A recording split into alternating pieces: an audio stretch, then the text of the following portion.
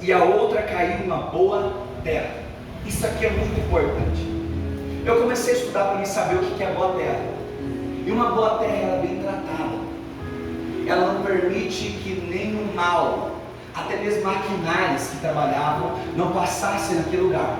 Uma boa terra, ela tinha que ser o quê? Arada. Antes de qualquer coisa, tinha que ser bem tratada para depois arar ela. Era muito importante fazer isso com a terra. Por quê? Quando eu fui ver por que eles aravam a terra ela tem que ser arada. E como que se ara? Você tem que abrir feridas na terra, ferimentos. Você tem que abrir pequenas valas para que o oxigênio entre na terra e saia gases nocivos, gases perigosos que vai abafar a raiz, que vai ferir a raiz da planta e vai também matar a semente que foi semeada. Olha para você que interessante. É muito importante que a terra esteja arada para ela ser boa. No costume do Oriente Médio, eles tinham a intenção de fazer o quê? Primeiro eles lançavam as sementes na terra e depois eles vinham arando para que tudo aquilo que foi lançado sobre a superfície ela possa depois filtrar, ela possa entrar na terra. Aí eu começo a entender, você percebe bem que nós recebemos a palavra. Quando nós viemos para a igreja, nós recebemos a palavra, falamos, eu aceitei Jesus, eu quero viver o Evangelho de Cristo agora. Eu quero viver as promessas de Deus. Foi muito maravilhoso aquele culto. Eu quero ver as promessas de Deus. Só que depois começa a vir dificuldades, começa a vir complicações. E você começou a falar o seguinte: nossa, parece que quando eu não estava na igreja, parece que eu não tinha tanta luta. Quando eu não vinha para o culto, parece que era mais fácil.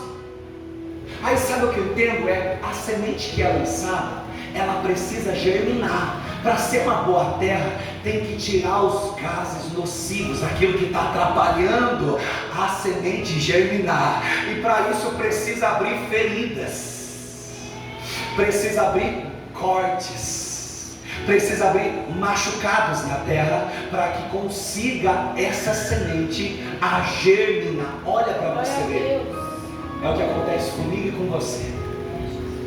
Nós viemos para o culto, nós aceitamos a Jesus, nós ouvimos a palavra e depois disso começamos a ter um tempo de batalha. Só que o tempo de batalha é para tirar aquilo que está impedindo a palavra de crescer. O tempo de dificuldade é para ajudar a semente do Evangelho que foi semeada no teu coração a desenvolver.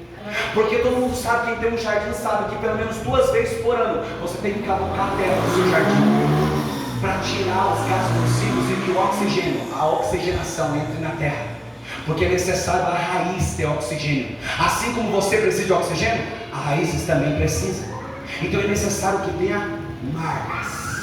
Aí eu vou pegar onde você quer. Através das marcas que você recebe, por amor ao Evangelho, é assim que germina a palavra de Deus e dá uma boa colheita. 100, 60 e 30.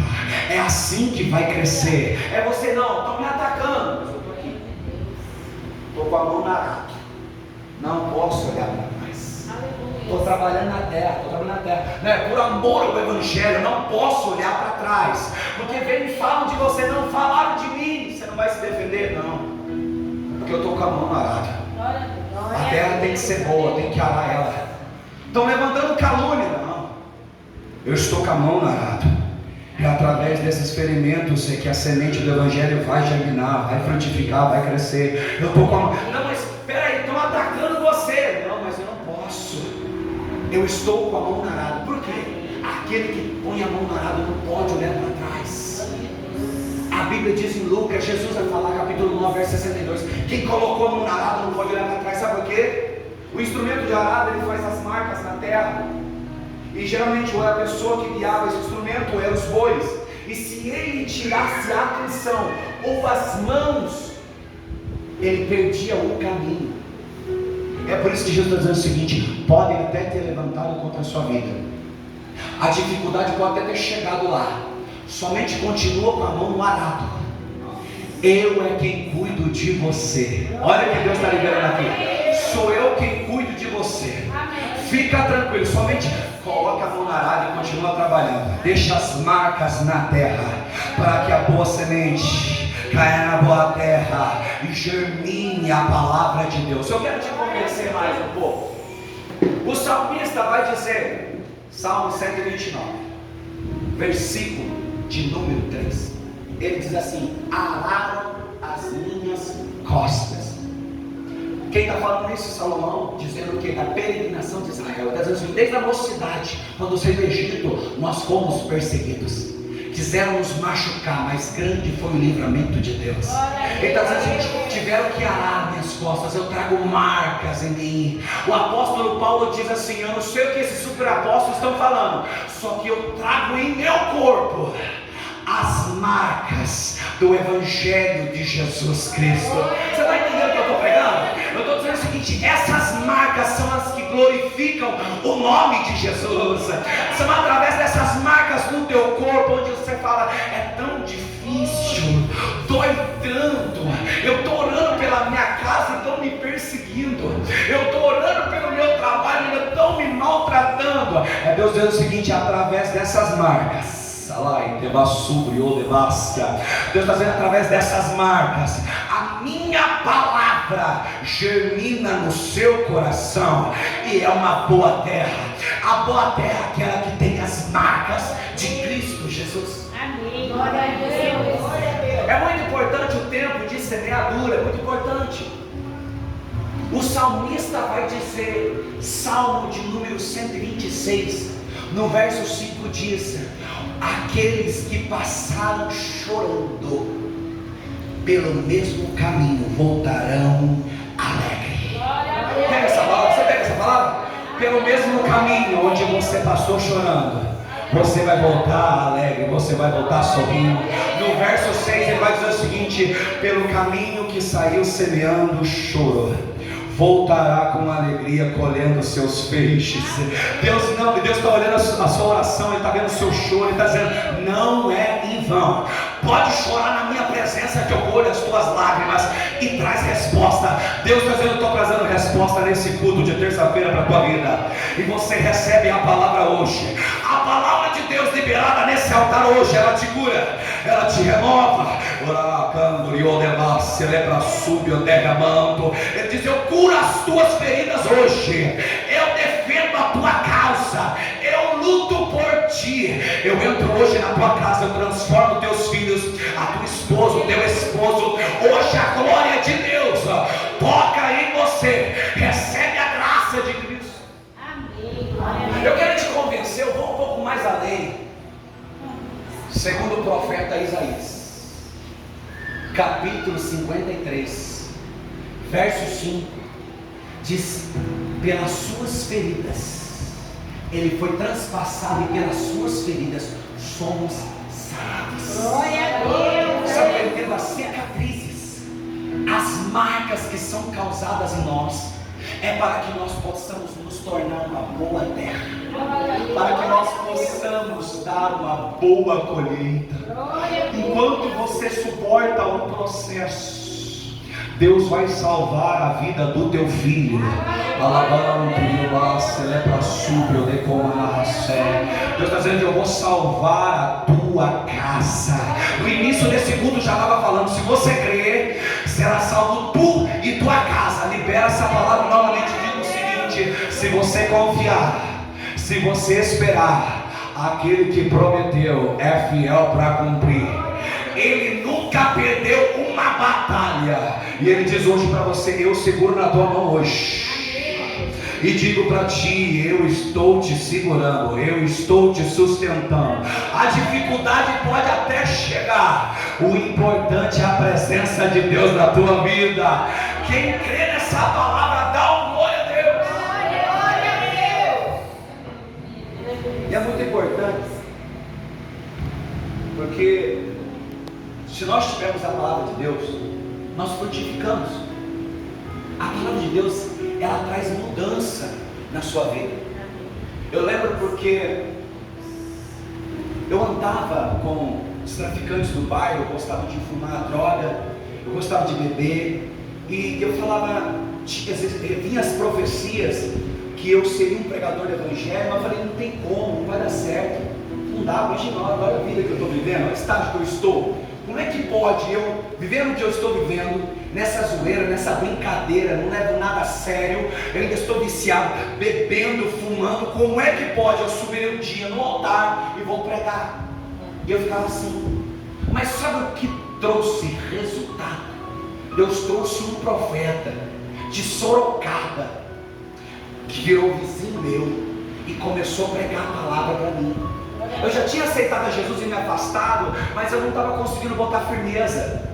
E ele começou a pregar, e começou a pregar, e todo dia pregava a palavra, todo dia pregava a Bíblia, todo dia pregando palavra. Chegou um ponto que eu olhei e comecei a falar o seguinte: nossa, eu não estou com vontade mais de beber, Glória a Deus. eu não estou com vontade mais de usar droga, eu não estou com vontade mais de fumar cigarro, eu não estou com vontade mais de ouvir música mundana, eu não estou com vontade mais de falar palavrão, eu quero abençoar, eu não estou com vontade mais de ficar saindo com uma mulher aqui, outra ali, não, eu estou com vontade de buscar Deus, eu estou com vontade de ler Bíblia, eu estou com vontade de começar a conhecer, de buscar. E assim começou, eu comecei a ir para o culto, e comecei a ouvir cada vez mais a palavra, e eu comecei a ser transformado.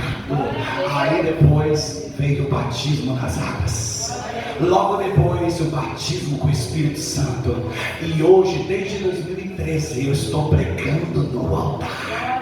Isso é a glória de Deus.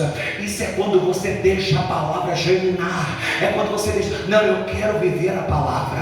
É muito interessante, eu estava falando com minha esposa hoje, que no começo da minha conversão eu falei, nossa, eu preciso realmente mudar as minhas amizades, porque quando a gente sai do mundão, a gente, infelizmente, muita gente tem esse pensamento, não, eu vou ser humilde, eu não vou me afastar da galera da quebrada, vou ser humilde. Só que Paulo vai dizer, as más companhias corrompem os bons costumes. E eu comecei a falar, eu tenho que afastar, porque se eu quero a santidade de Deus, eu tenho que me aproximar de Deus.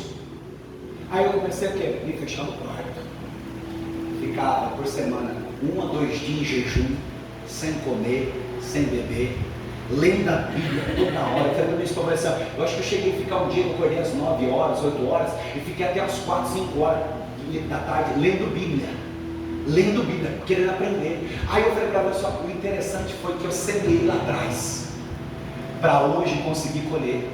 Glória a Deus. Eu semeei o que? Lendo a palavra, hoje eu consigo viver e pregar a palavra, porque pregar a palavra até é fácil, ler a palavra até é fácil, ouvir a palavra até é fácil, eu quero ver, praticar. Praticar é uma das coisas mais difíceis, porque a pessoa vai te machucar e você tem que abençoar. A pessoa vai te perseguir, você tem que orar por ela. A pessoa vai querer te tratar mal, você vai tratar ela bem.